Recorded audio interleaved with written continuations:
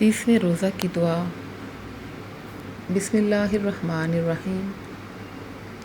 اللہم اجعل صیامی فیہ بالشکر والقبول علی ما ترضاہ ویرضاہ الرسول محکمۃ فروعہ بالاصول بحق سیدنا محمد وآلہ الطاہرین والحمد للہ رب العالمین۔